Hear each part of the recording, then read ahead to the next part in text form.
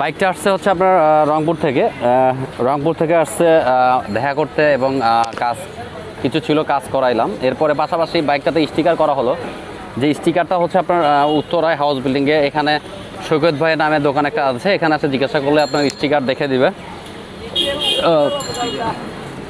Sticker খান দোকানের নাম, অর্থাৎ আমাদের খান মোটরসের এই গলিতে আসলে স্টিকার দোকানটা পাবেন।